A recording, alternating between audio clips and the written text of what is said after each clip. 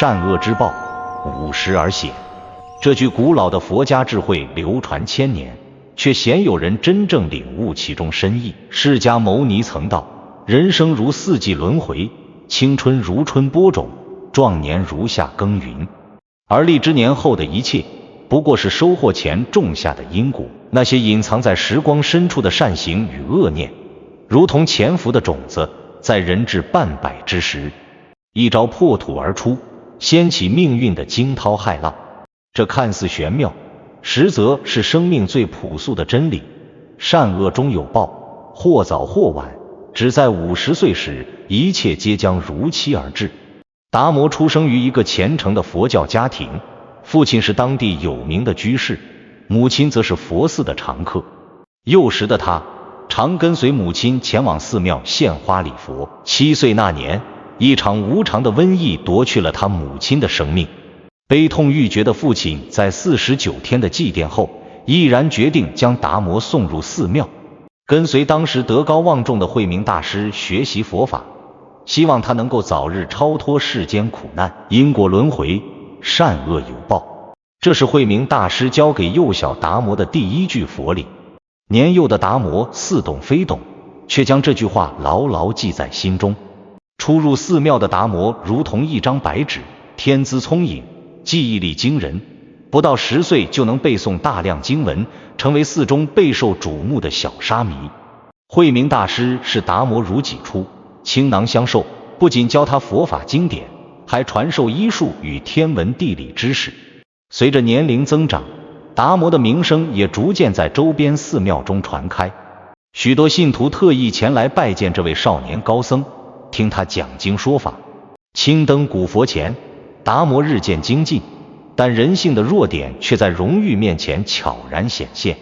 16岁那年，达摩正式剃度成为比丘。仪式当天，阳光明媚，香客如云。慧明大师在众人面前郑重其事地对他说：佛法重在心性，不在表象，莫要被虚名所惑，勿忘初心。世人追求的荣华富贵，不过是过眼云烟，真正的福报是内心的平静与觉悟。年少的达摩双手合十，虔诚应诺，却并未真正理解师父的良苦用心。他看到的是众人羡慕的眼神，听到的是赞美之词，感受到的是自己与日俱增的影响力。随着名声日隆，达摩心中的骄傲也如同蔓草般悄然滋长。他开始对寺院中的简朴生活感到不满，对那些前来供奉的富商显贵们的生活方式产生向往。镜中的自己身着粗布僧衣，与那些锦衣玉食的官员商人形成鲜明对比，这差距在他心中种下了欲望的种子。20岁出头的达摩已经成为寺中的主要讲经人，每次法会都座无虚席，供奉的财物堆积如山。他开始暗自调整讲经内容，迎合那些富豪权贵的口味，讲述的不再是苦修解脱之道，而是如何通过布施获得现世福报。信众们听得心满意足，供养也越发丰厚，却不知这已经偏离了佛法的本质。杏花春雨中，慧明大师看在眼里，忧在心头。古寺的风铃声中，他将达摩唤到禅房，语重心长地说：出家人以戒为师，以法为依，你近来过于追求名闻利养，已经偏离了修行的正道。释迦牟尼曾言，一个人今生的善报与恶报，都源于前世与今生的所作所为，这福报与祸患往往会在50岁左右一次性显现。你正走在危险的边缘，需及时回头。晚风拂过竹林，达摩听后表面恭敬应承，心中却颇为不屑。檐下风铃轻响，他想，师父年事已高，思想保守，不懂得与时俱进。这世间力量与财富才是最实在的，所谓的因果报应，不过是劝人向善的方便之说罢了。月上梢头，星光如水，夜深人静时，达摩常常独自一人，盘算着如何利用自己的才学和声望，获取更多的资源与地位。他开始暗中接触那些有权有势的施主，为他们提供特殊的精神指导，换取丰厚的回报与人脉关系。在达摩25岁那年，暮春时节，百花凋零之际，慧明大师圆寂。临终前，风雨交加的夜晚，大师将达摩唤到榻前，虚弱地说道：善恶之报，50时而显，记住我的话，莫要走错了路。人生短暂，转瞬即逝，但因果却永恒不变。你所行的每一善，每一恶，都在冥冥中被记录。到了50岁，这些种子将一齐发芽，决定你下半生的福祸。雨打芭蕉，声声入耳。当时的达摩泪流满面，但更多的是为自己终于能完全掌控寺院事务而暗自欣喜。他跪在师父榻前，内心却已盘算着如何扩大寺院影响力，如何与更多权贵结交，如何利用佛法赚取更多财富。慧明大师去世后，万木凋零，草木枯黄，达摩顺理成章地成为寺院的住持。在他的管理下，寺院规模迅速扩大，信徒数量激增，香火鼎盛。表面上看，这是寺院的兴盛期，但内里却暗藏隐忧。达摩开始利用寺院资源进行土地买卖，与官府勾结，甚至暗中参与高利贷活动，获取巨额利润。青山依旧，流水无情。同时，他对外仍保持高僧形象，不施济贫，广收弟子，使得民间对他的评价极高。只有寺中的几位老僧了解真相，但在达摩的威势下，他们不敢发声，只能暗自摇头叹息。因果报应，如影随形。老僧们在私下交谈时常常如此感叹，却没人敢直接劝谏达摩。30岁的达摩已经成为方圆百里最有影响力的僧人。然而，达摩的内心却越来越空虚，对佛法的信仰也日渐淡薄，只是机械地完成日常仪式，内心对金钱和权力的渴望却如同烈火，越烧越旺。枯山水庭院中，达摩常常独自沉思。他明白自己已经违背了佛陀的教诲，但内心的欲望如同滔滔江水，难以遏制。他开始用弘扬佛法需要世俗力量来说服自己，为自己的行为寻找正当理由。有一年，当地遭遇严重旱灾，田地龟裂，庄稼枯萎，民不聊生。许多灾民来到寺院门前求助。晨曦中，看着那些饥肠辘辘的百姓，达摩心中不忍，命人开仓放粮，救济灾民。这一善举让他在民间的声望再次提升，但他并未就此悔改，反而更加专注于扩大自己的影响力和财富。人无善恶，只有利益，这成为他内心的信条。他相信，只要能够积累足够的财富与权力，就能获得永恒的安全感与满足。40岁时，春去秋来，岁月如梭，达摩已经控制了周边多座寺院，结交了许多权贵，甚至与朝廷中的高官也有往来。在外人眼中，他是一位德高望重的高僧，而在知情者看来，他更像是一个精明的商人和政治家。人到中年，鬓角已见斑白，达摩开始感到一种莫名的疲惫与空虚。深夜独坐禅房，香烟袅袅，他开始回忆起师父的教诲和临终嘱托。善恶之报，50时而显，这句话常常在夜深人静时浮现在他脑海中，如同山谷中的回音，挥之不去。窗外月光如水，虽然他表面上依然风光无限，内心却开始感到不安和恐惧。岁月的流逝让他意识到，自己离50岁已经不远。如果师父所言非虚，那自己过去的所作所为会在不久的将来得到报应，这不过是迷信罢了。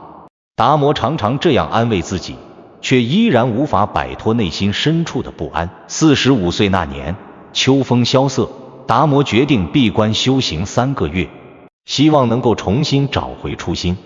在幽静的禅房中，檀香缭绕，他回顾自己的一生，发现自己已经偏离了佛法的正道太远。那些被高利贷逼得家破人亡的农民，那些因为土地纠纷而流离失所的村民，那些被他利用后抛弃的合作伙伴，他们的脸庞在达摩的梦中频频出现，使他彻夜难眠，内心的痛苦和忏悔使他彻夜难眠。但出关后，阳光照耀下的寺院依然富丽堂皇，信众依然虔诚膜拜。他又被现实中的利益和纷争所吸引，未能真正改变自己的行为。或许释迦牟尼的教诲只是对凡人的警示，而我已经超越了这些。他试图说服自己，却内心忐忑不安。随着50岁的临近，达摩的不安感越来越强。他开始做一些善事，希望能够弥补自己过去的过错。他捐建学堂，施粥救济贫民。然而，这些善举更像是对即将到来的报应的恐惧反应，而非真正的悔改。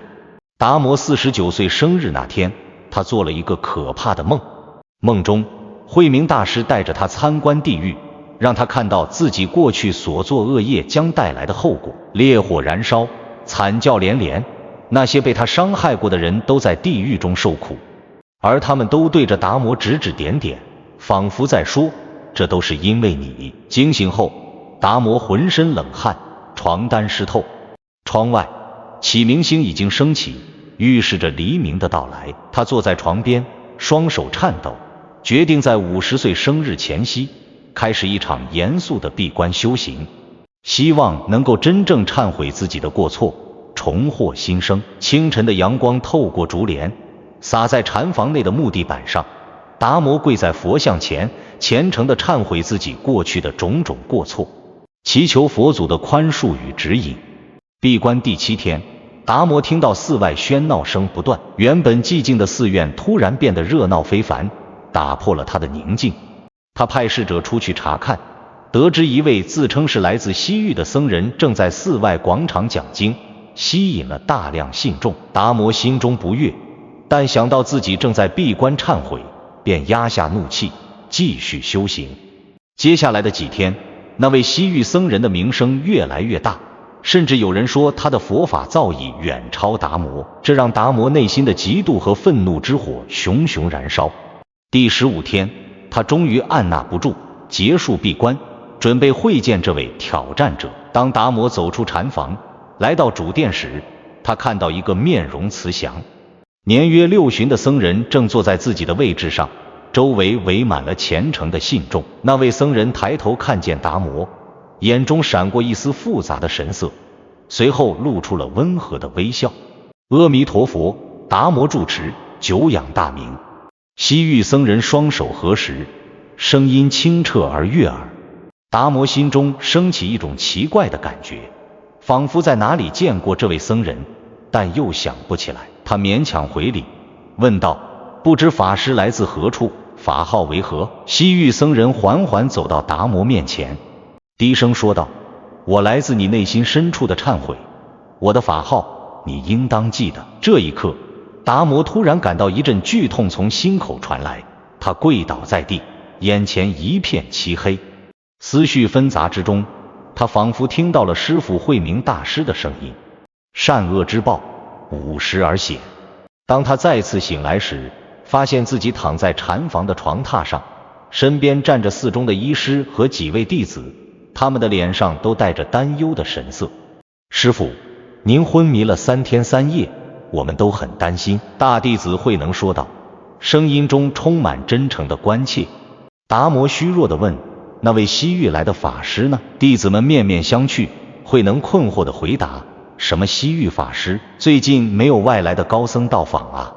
师父是在闭关第18天突然晕倒的，我们发现时您已经昏迷不醒了。达摩顿时明白，那是自己的幻觉，或者说是内心的警示。他闭上眼睛，想起师父临终前的话：善恶之报50而显。现在他终于深刻地理解了这句话的含义，那不是简单的迷信，而是对生命规律的深刻洞察。人在年轻时精力充沛，野心勃勃，常常不计后果地追求自己的欲望，但随着年龄增长，特别是到了50岁左右，人生已过半，之前所有的行为所产生的影响，无论好坏，都会开始显现。竹林沙达摩躺在床上，心中既悔恨又释然。他明白，自己即将迎来人生中最重大的转折点。达摩的50岁生日如期而至，这一天天气异常晴朗，寺院中张灯结彩，信众云集，为这位德高望重的住持献上生日祝福。就在他刚踏入大殿的那一刻，一阵剧烈的头痛袭来，如同万针刺脑，眼前的景象开始扭曲变形，炫目的光芒使他双目刺痛。恍惚间，达摩看到殿内坐满了人，但他们不是前来听经的信众，而是他一生中伤害过的每一个人，那些被高利贷逼得家破人亡的农民，那些因土地纠纷而流离失所的村民，那些被他欺骗过的信徒，还有那些被他利用后抛弃的合作伙伴。他们无声地看着他，眼中充满控诉和悲哀。大殿最前方坐着已故的慧明大师，面容严肃而悲悯，他的声音如惊雷般在达摩脑海中回荡：善恶之报50而显，今日你将面对自己种下的因果，收获你过去20余年所作所为的一切后果。达摩跪倒在地，泪如雨下，内心充满悔恨与恐惧。就在这一刻，命运的齿轮开始转动，他的人生所有的一切都将改变。师父，师父，您怎么了？慧能焦急的声音将达摩拉回现实。大殿中，信众们神色紧张地望着突然跪倒的住持，窃窃私语声此起彼伏，月光如水洒在达摩的脸上。他缓缓站起，擦去眼角的泪水，感觉一股前所未有的平静涌上心头。他环顾四周，只有熟悉的弟子和虔诚的信众，方才的景象已经消失不见。然而，那种深刻的警示和觉醒却在他心中扎下了根。我没事，只是有些感慨。达摩勉强笑了笑，走向法座。他清了清嗓子，开始今天的讲经。然而，他讲的不再是如何通过布施获得福报，而是真正的因果法则和内心净化之道。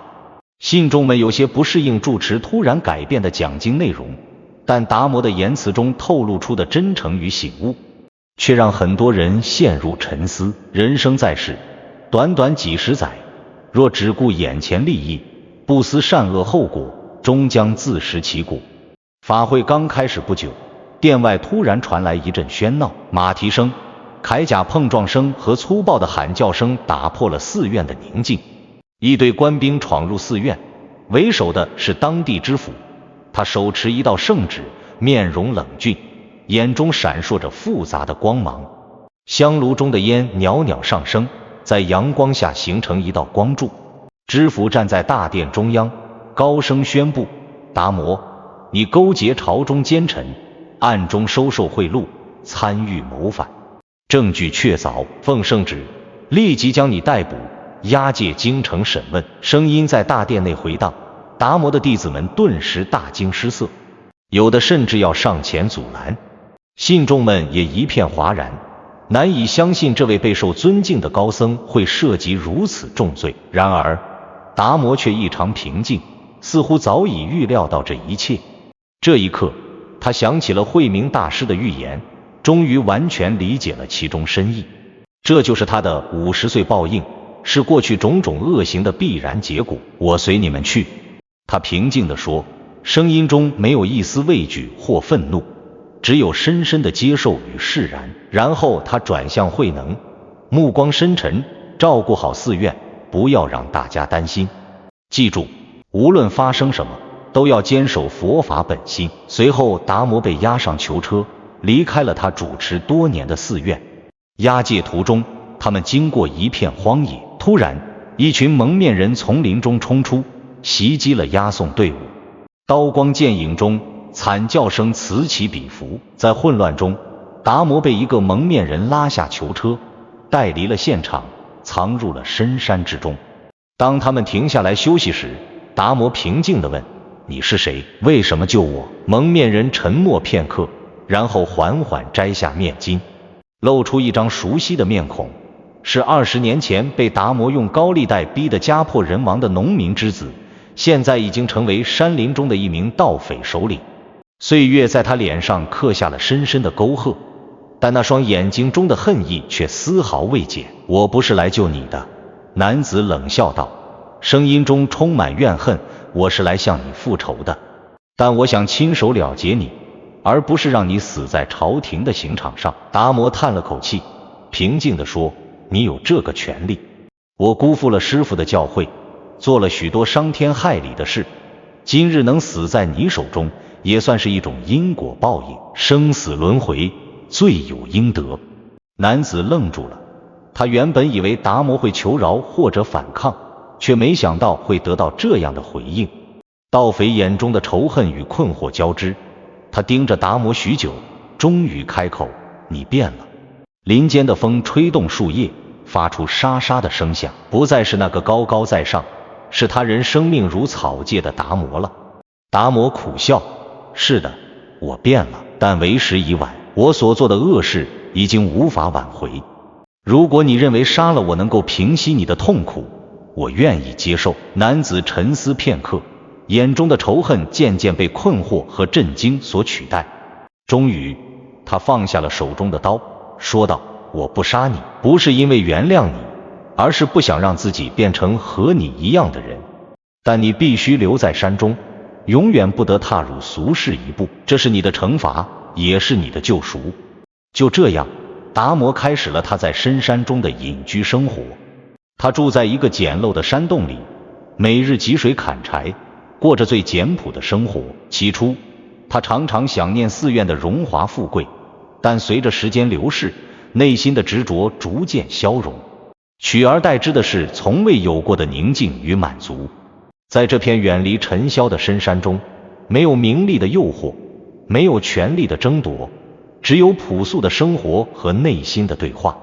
达摩开始真正学习佛法，不是为了向他人炫耀或获取利益，而是为了寻求内心的平静与觉悟。1年后的某天，一个满脸风尘的年轻人来到山洞前，达摩正在洞口打坐，听到脚步声后缓缓睁开眼睛。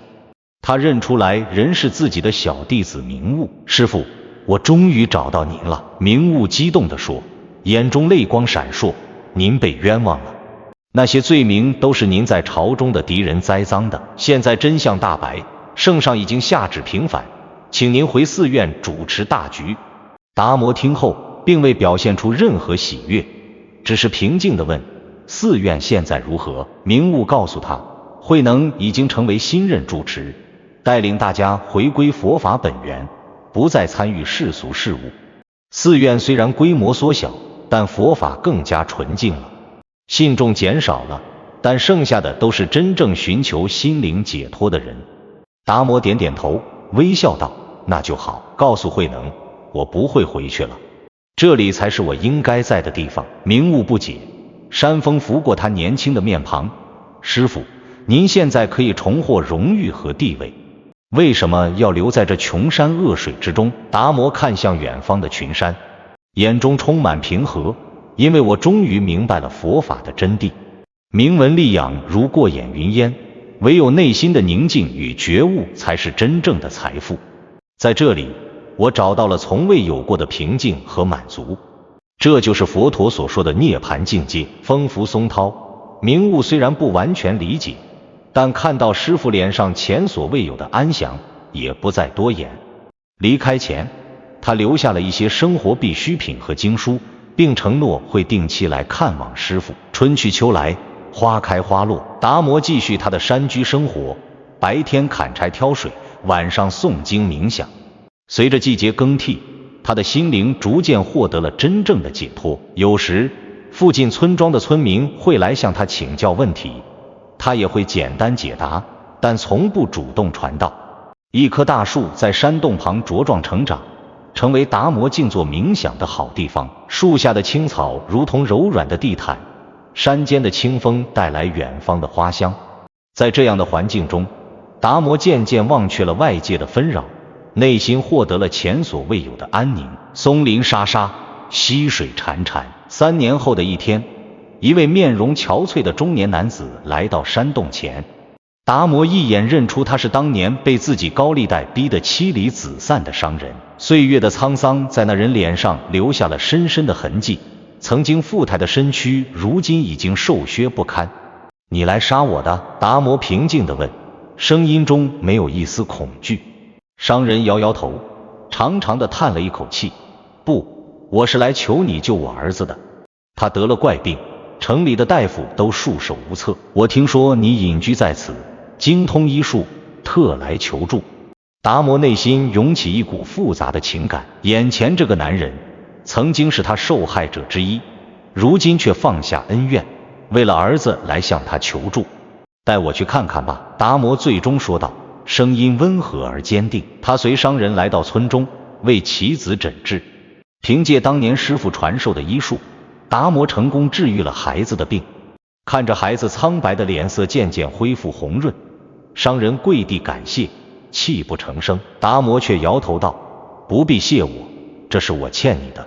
过去的恶行，现在只能尽力弥补。此事过后，达摩的医术在周边村庄传开，越来越多的人来求医问药。他从不拒绝，也不收取任何报酬，只要求病愈之人行一善事，以此延续善念。这种无私的精神感动了许多人，使他们重新认识了这位曾经备受争议的僧人。5年过去，曾经骄傲自负的达摩已经完全变成了一个慈祥的隐士。他的医术和佛法智慧吸引了不少求道者前来学习。虽然他从不主动收徒，但在山洞周围渐渐形成了一个小小的修行社区。人们在这里不求名利，只求内心的平静与智慧。清晨的阳光透过树叶的缝隙，洒在修行者们静坐的身影上。达摩常常在一棵大树下讲经，他的讲解不再华丽复杂，而是朴素直白，直指人心。听众虽然不多，但每个人都能从中获得真正的启发。在达摩60岁那年，慧能带着几位弟子来到山中拜访。多年不见，慧能已经鬓染霜雪，但眼神依然清澈如水。看到昔日师父的淡泊与从容，慧能感慨万千。师父，您现在的成就远胜从前。达摩笑道，不是成就，而是回归。师祖慧明大师说的善恶之报，50时而显，我如今终于真正理解了。那不仅是一种警示，更是一种预言。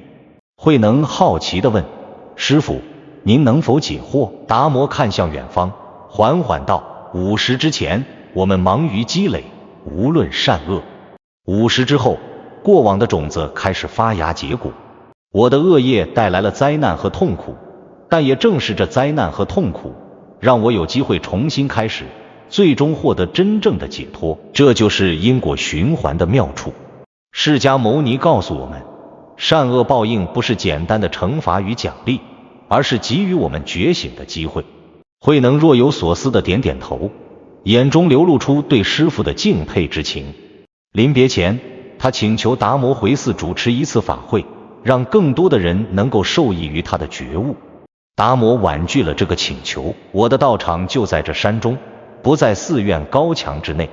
达摩微笑着说，目光平和而坚定，真正的佛法无需华丽的外衣，心静则国土静，我已找到了内心的净土。又过了5年，在达摩65岁生日那天，金秋时节，山间的枫叶已经开始泛红。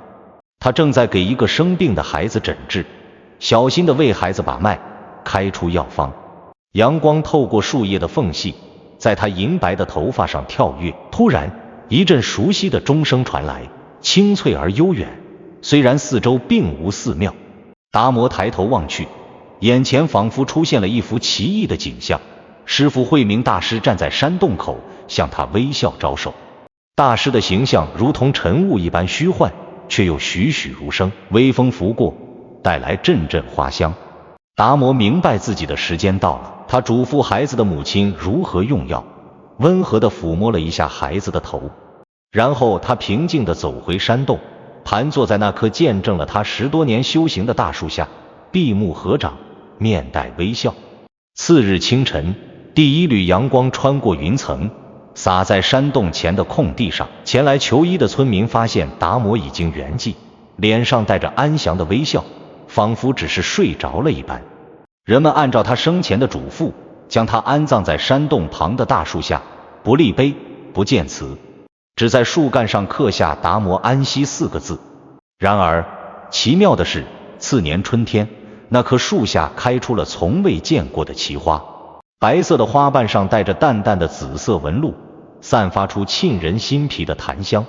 花朵在风中轻轻摇曳，仿佛在向世人诉说着一个关于因果与救赎的故事。人们称之为达摩花，视之为吉祥之兆。每当花开之时，附近的村民都会前来这里，默默祈祷，感恩这位曾经的恶人，最终成为了他们的救星。慧能看着树下盛开的奇花，他感慨道：师父终究是得到了。50岁的劫难不是终点，而是新生的开始。慧能在树下盘坐冥想，突然领悟到了更深层次的真理。释迦牟尼所说的善恶之报，50而显，不仅仅是一种警示，更是生命中一个重要的转折点。50岁前所种下的因，到了50岁时集中显现，给予每个人一次觉醒和改变的机会。达摩抓住了这个机会，最终获得了真正的解脱。多年后，达摩的故事在民间广为流传，成为佛教因果报应的典型教例。人们记住的不是他50岁前的荣华富贵，而是50岁后的觉醒与救赎。他的一生成为了释迦牟尼教导的最好诠释，善恶之报，50而显。